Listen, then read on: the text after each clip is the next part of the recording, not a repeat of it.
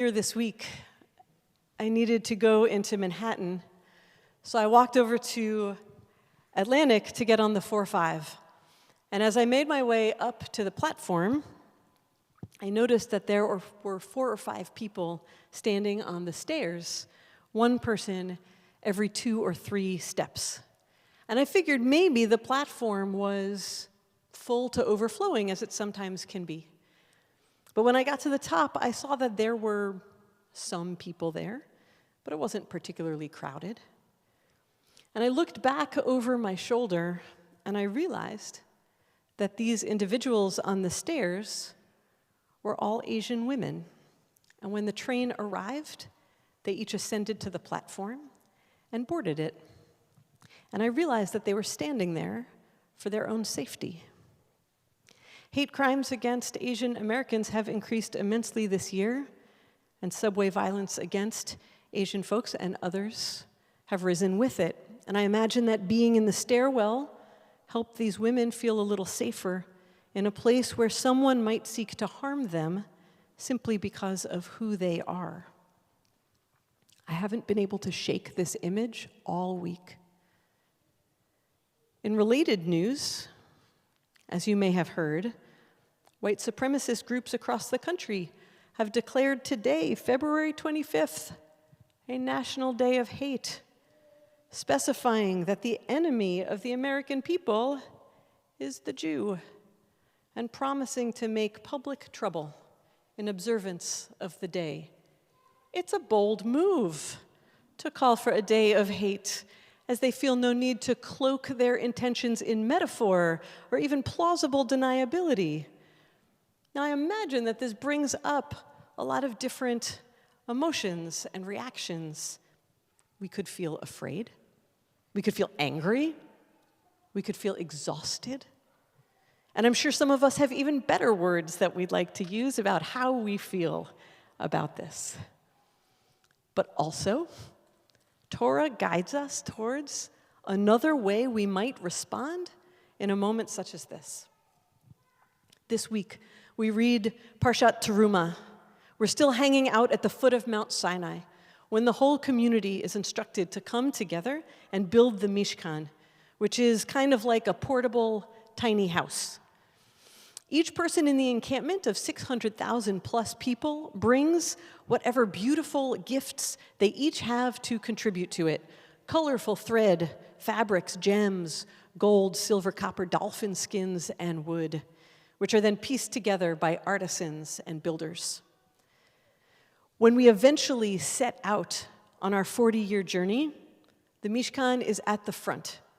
And whenever we stop to make camp, it's set down at the very center of us, while the tribes encircle it with their tents. And at the center of the Mishkan, of the tabernacle, is its holiest part, the ark containing the stone tablets on which burn the words of the covenant that God just made with us. Now, here's the most relevant part.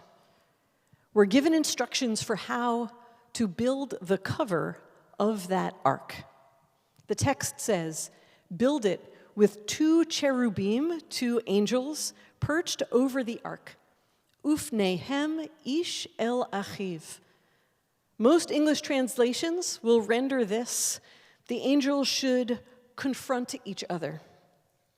But that's not what the text says. It says their faces should be ish el achiv, like a man looking at his brother. And in that space, between the gaze of these 2 angels, God says, that is where I will meet you. God could show up anywhere, in any nook or cranny or mountaintop or valley low, literally anywhere, but chooses to manifest a divine connection to humanity where? In the space between 2 faces who look at each other as if they are brothers, sisters, siblings. This is a huge detail that Torah drops for us here. In order to find God, or if you'd rather, holiness, goodness, connection, or something greater than ourselves, we are to seek the face of the other, in the face of the other, the face of our brother. Now, not everybody with a relationship to an actual sibling, not all of those relationships are perfect or without conflict, of course. But to see another person as your brother, your sister, your sibling connotes an accountability, a relationship that has a claim on us, that is elevated, that reflects ourselves back to us, and that obligates us to pay attention to that person and see in them someone we could feel compassion for, empathy, certainly humanity, possibly even love. That's where God meets us. Okay, so maybe you're thinking, that's really neat. But maybe it's just a coincidence that this language is here in the text, and really, what does that tell us about how to respond to a day of hate targeting the Jewish people anyway? Well, as it turns out, there is a greater context for this particular language.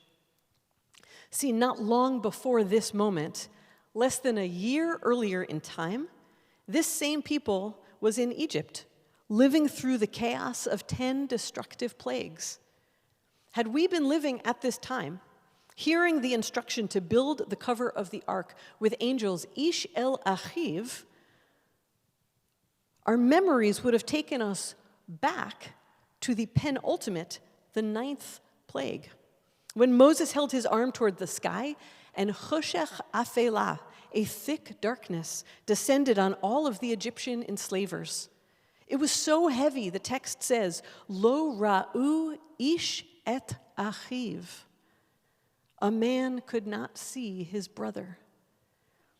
Or as many modern commentators understand this, the darkness was a reflection of how our enslavers could not see another human being as their brother, as a person with humanity, a person with worth their compassion, their empathy, and their love. And that inability to see another as their brother manifested as a plague of darkness. Lo ra'u ish et achiv, or ufnehem ish et achiv. The inability to see another as our brother creates between us only darkness. But facing the other and seeing them as if they are our brother manifests God's presence in that space. Not darkness, but light. In this parsha, we are asked to construct the thing that is the opposite, the antidote to the hate we once knew, to replace apathy with empathy and antipathy with love. So back to this call for a day of hate. No, thank you. It's a call that tries to drag us back to an ancient time, a different worldview where lo ra'u ish et achiv, a scourge of dehumanizing Jew hatred or anti-Semitism that has rippled through far too many generations, but does not merit a place in any of them. Because early on in our journey, our hands still full of the building materials for the Mishkan, our tradition urged us to be like the angels who sit ish el achiv, and there manifest goodness and love.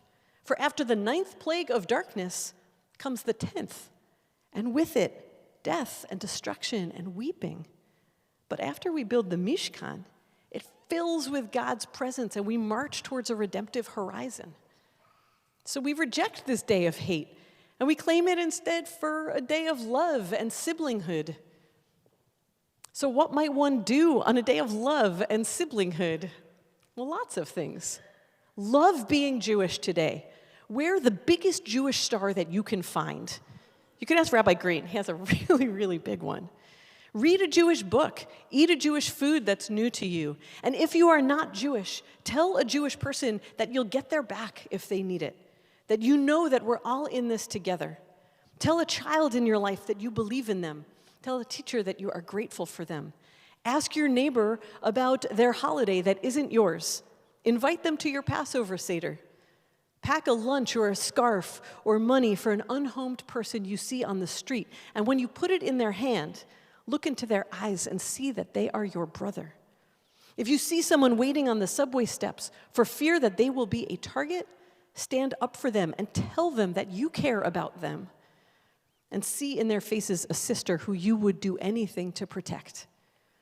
Laugh today with someone who looks nothing like you and grew up nothing like you, and see in their eyes someone who is worthy of your love as you are worthy of theirs, just because you are a person gazing into the face of another person.